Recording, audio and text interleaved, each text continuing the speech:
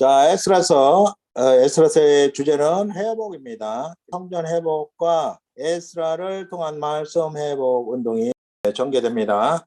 구조는 1장에서 6장은 성전 회복에 대해서, 그리고 7장에서 10장은 말씀 회복에 대해서 말씀해 주고 있습니다. 자, 여기 보면 바벨론에서 70년 동안 포로로 있었죠. 70년 재개혁이 끝나자 이제 하나님께서 회복을 위해서 귀환을 하게 되는 거죠. 그래서 1차 귀환 537년, 2차 귀환은 458년, 3차 귀환은 444년. 1차와 2차 귀환자들은 에스라서에서 기록하고 있고요. 3차 귀환은 느헤미야서에서 기록하고 있습니다. 그리고 현장을 보면 여기가 이스라엘인데요. 이스라엘에서 바벨론으로 이제 포로로 끌려간 거죠. 1차는 605년, 2차는 597년, 3차는 586년 이렇게 세 차례에 걸쳐서 끌려갔고요. 70년 포로 기간을 통한 신앙교육이 마쳐지자 1차 기한은 537, 2차는 458, 3차는 444년 이렇게 기한을 하는 모습입니다. 구조는 간단합니다. 1장에서 6장까지는 스룹바벨 1차 귀환자들이 성전을 회복하는 내용이고요. 그리고 7장, 8장, 9장, 10장은 에스라와 함께 2차 귀환자들이 신앙을 회복하는 내용으로 되어 있습니다. 에스라서는 포로 귀환자들이 성전을 재건하고 종교교육을 하는 이야기입니다. 그래서 크게는 성전 재건, 이것이 1장에서 6장, 그리고 종교개혁이 7장에서 10장까지 이렇게 구조적으로 되어 있고요. 1차 기환의 인도자였던 스룹바벨은 보이는 성전을 회복하는 것이 목표였고, 2차 기환한 에스라는 보이지 않는 성전, 믿음 회복을 목표로 했습니다. 그래서 에스라는 말씀 회복을 위해서 그 목적으로 온 거죠.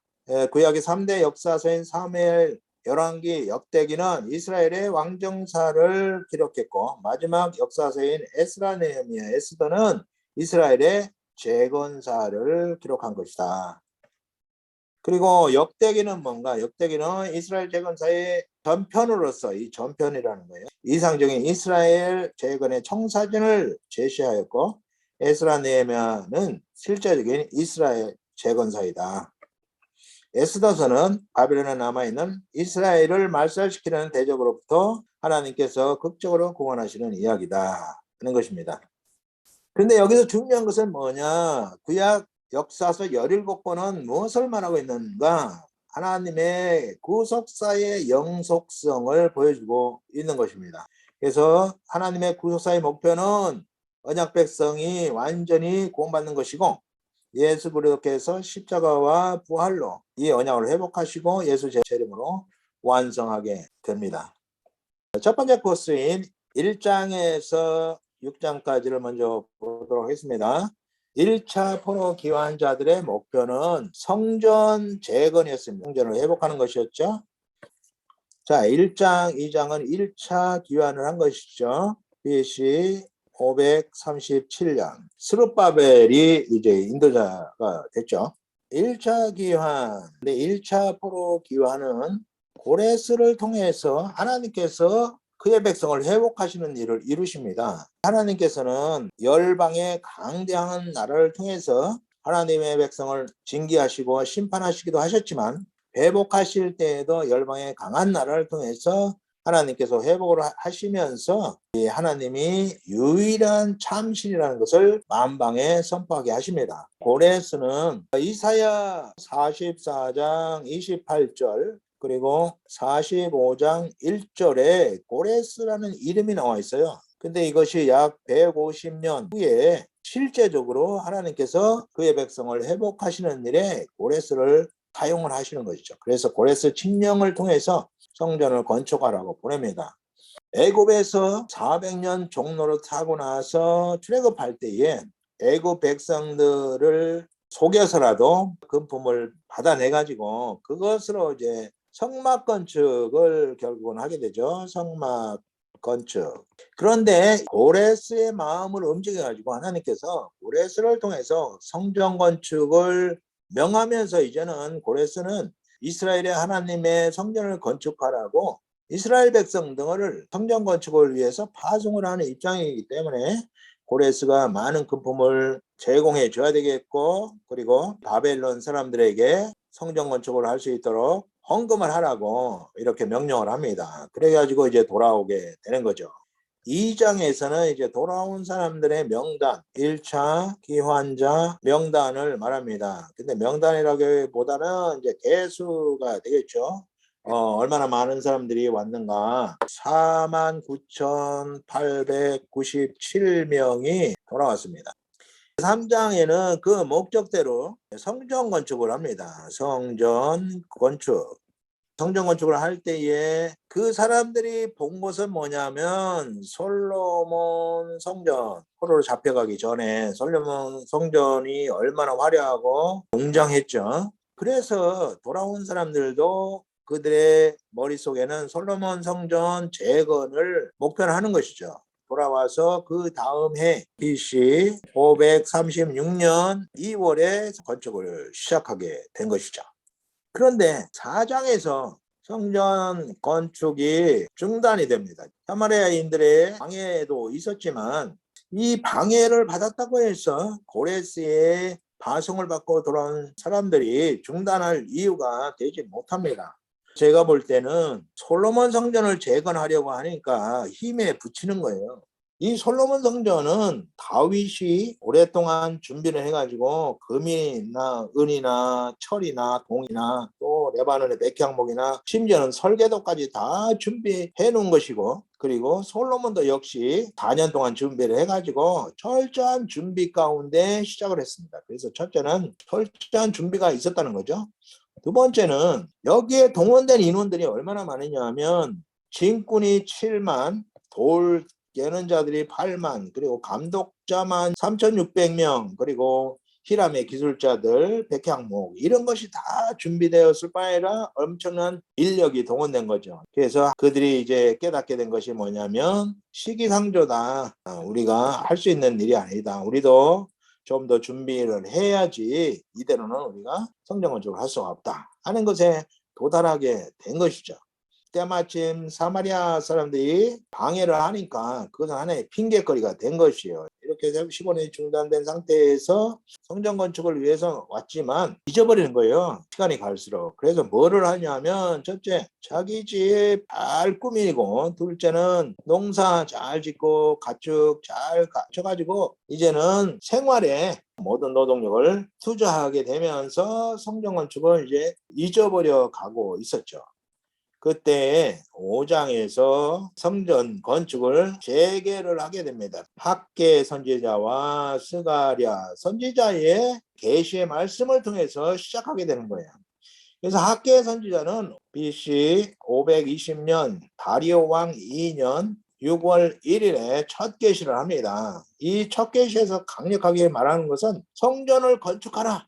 성전 건축의 방법은 그냥 산에 가서 나무 베다가 건축하라. 이 70년 포로 기간 동안에 나무들이 울창하게 우거진 것이죠. 그러니까 백향목이 아니라 그냥 아무나 갖다가 성전을 건축하라. 그러니까 마음이 굉장히 가벼워졌겠죠.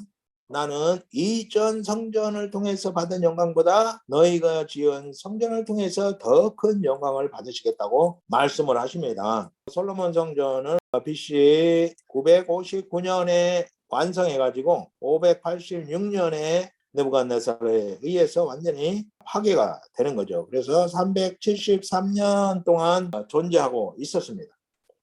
그런데 스룹바벨 성전은 520년 6월 24일에 시작해가지고 4년 만에 완성을 합니다. 솔로몬의 성전과 비교한다면 아주 허술할 것입니다. 그런데 언제까지 가느냐? BC 516년에 완성해가지고 AD 70년까지 585년까지 이 스룹바벨 성전이 있는 거예요. 그러면 여기 헤롯 성전은 이 스룹바벨 성전을 증축한 거죠. 증축. 부족한 부분을 보충해서 증축한 것이지 새로 지은 것이 아닙니다. 그렇다고 하면 성전 건축은 솔로몬 성전과 스룹바벨 성전 두 개가 건축된 것이죠. 이 스룹바벨 성전이 오랫동안 하나님의 성전으로서의 역할, 하나님께 예배드리고 제사하는 역할을 감당하게 하셨다는 거죠. 그래서 이전 영광보다 더 크게 영광을 받으시겠다. 그러니까 너희는 너희 힘대로 지라는 거죠. 금도 내 것, 은도 내 것이다. 이 말씀은 내 것으로, 내가 준 것으로, 내가 공급해 준 힘으로 힘대로 지으라는 것이에요. 그래서 너무 무리하게 이렇게 화려하게 짓는 것은 자기 만족이지 하나님의 뜻이 아니다 하는 것을 여기서 볼 수가 있습니다. 6장에서는 성전 완성, 다리오 6년 3월에 완성을 해가지고 성전을 봉헌하게 됩니다. 스가랴 선지자에 의해서 성전 재건을 다시 시작하게 되었고, 강 건너편에 있는 총독이 와서 보고 그것을 중단하지는 않고 다리오 왕에게 편지를 보냅니다. 이런 일이 있는데 정말로 고레스 왕이 이 성전을 짓도록 허락하셨는가 확인해 달라 하는 요청을 합니다. 그래서 다리오 왕이 그것을 확인하고 성전 건축에 필요한 모든 자원을 제공하고 세금도 받지 말고 지원을 아끼지 말라 하는 그런 조서를 내리게 됩니다. 이렇게 해서 스룹바벨 성전이 BC 520년에 다시 짓기를 시작해가지고 516년에 완성을 했기 때문에 4년 만에 완성을 한 것입니다. 학계는 보이는 성전을 건축하라고 독려했다면 스가랴는 보이지 않는 성전 메시아 예고에까지 갑니다. 학계는 보이는 성전 건축의 말씀을 하심으로 인해서 그들이 용기를 내 가지고 성전 건축을 완성했다는 것을 볼 수가 있습니다. 7장과 8장은 이제 2차 포로 귀환인데요. 2차는 BC 458년, 인도자는 에스라죠. 그래서 에스라는 이미 성전이 건축되었고 성전에서 정상적인 제사가 이루어지고 있기 때문에 에스라의 종교개혁은 율법 교육이 목표였습니다. 그래서 율법 교육을 목표로 온 것이죠. 느헤미야와 함께도 역시 율법 교육, 종교개혁에 참여를 하게 됩니다. 그래서 7장에서는 2차 포로 귀환에 대해서 말씀을 하고 있는데요. 왕이 다르죠. 아닥사스다 7년 1월 1일에 출발을 합니다. 그런데 내외인들이 없는 거예요. 그래서 그들을 모으느라고 기다리고 또 금식을 선포하고 우리가 완전하게 예루살렘까지 도착하게 해달라고 금식을 선포하고 지체하는 시간이 12일 걸립니다. 12일 동안 강가에서 기다리게 되는 거죠. 그래서 이제 바벨론 출발 기간은 1월 1일인데 실제적인 출발은 1월 12일에 출발하게 됩니다. 그리고 도착은 5월 1일. 그래서 약 4개월이 걸려가지고 예루살렘에 도착을 하게 되는 거죠. 8장에서는 2차 귀환자 명단, 개수, 숫자를 많이 말씀하고 있습니다. 그래서 2차 포로 귀환자들은 숫자가 적습니다. 1754명. 9장에서는 통혼, 통곡, 성전 건축을 하고 나서 이제 많은 세월이 흘렀죠. 그 기간 동안에 이방 여자들과 통혼을 해가지고 자식까지 낳고 살고 있다. 특별히 지도자들이 더 심하다. 이런 이야기를 듣고 옷을 찢고 머리를 뜯으면서 통곡합니다. 이제 그 모습을 보고 사람들이 이방 처자를 추방하겠다라고 결단을 하게 되는 것이죠. 우상 숭배를 하는 근본 원인이 뭐냐? 이것은 통혼 때문입니다. 첫째 창세기 6장에 하나님을 섬기는 셋 계열과 가인 계열이 서로 통혼하면서 육신이 된지라 하나님을 떠난 고깃덩어리가 됐다는 거죠. 그래서 하나님은 결국 홍수 심판을 하시잖아요. 창세기 38장에도 유다에 대한 이야기가 갑자기 등장하는데 38장에 그것도 역시 가나안 여인들과의 통혼 문제로 멸망시켜야 될 피와 섞이니까 안 되겠다 해서 애굽 이민의 첫 번째 이유가 바로 혼혈되지 않도록 하는 것이에요. 애굽에서 혼혈되지 않으면서 하나님의 나라를 세우는 이스라엘을 세우는 일을 하도록 애굽으로 이민을 보내는 거죠. 세 번째 이제 북이스라엘은 회복에서 제외된 이유가 뭐냐? 아수르가 정책적으로 다른 나라 사람들과 해가지고 혼혈시켜버린 거죠. 혼혈이 되면 어떤 결과가 나오냐면 이방 종교와 문화가 같이 다 혼합되면 구별이 안 되는 구별이 안 되면 분리할 수가 없는 거예요. 그래서 회복에서 제외되는 거죠. 북이스라엘은. 하나님께 속함이 거룩이고 하나님께 구별됨, 이것이 거룩이고 하나님께 속함이고 하나님의 백성됨인데, 이것이 혼혈로 인해서 무너져 버리면 하나님의 백성으로서 하나님께 속한 하나님의 자녀로서의 구별점이 없어지는 것이죠. 그래서 이 통혼 문제를 아주 심각하게 다루고 있는 것입니다. 10장은 이제 그들이 결단해가지고 율법에 따라서 첫째는 이방인 처자, 추방을 하게 되는 거죠. 이스라엘의 영토는 굉장히 축소돼가지고 남쪽으로는 브엘세바, 북쪽으로는 베델까지였기 때문에 중심에 있는 예루살렘까지는 어디에 살든지 60km 이내였습니다. 그래서 3일 안에는 다 올 수 있는 거리가 되는 거죠. 그래서 에스라가 선포를 합니다. 종회에 참여하지 않으면 재산 몰수를 하고, 그리고 이스라엘 공동체에서 추방하겠다. 강력한 메시지를 전함으로 인해서 이제 사람들이 오게 되는데, 에스라가 어떻게 그런 권한을 가졌느냐? 이것은 아닥사스 왕에게 받은 에스라의 사법권을 이용한 것입니다. 아닥사스 왕이 그런 권한을 에스라에게 준 것이죠. 그래서 이제 모여가지고 장로, 방백, 재판관들로 구성된 조사위원회를 만들어가지고 3개월 후에 다시 만나기로 했는데, 조사된 숫자가 110명입니다. 이 110명. 자발적인 결단에 의해서 부인과 자녀, 처자를 추방함으로써 이 엄청난 아픔을 겪게 되는 거죠. 처자를 추방함으로 인해서 에스라의 종교개혁에 동참을 합니다. 이렇게 죄를 끊어버린다는 것은 쉬운 일이 아닙니다. 그러나 큰 결단으로 그들이 재교육 과정을 거쳤기 때문에 그들이 큰 결단으로 결국은 처자를 추방하고 에스라 종교개혁을 이루게 하는 내용으로 에스라서 10장을 마치고 있습니다.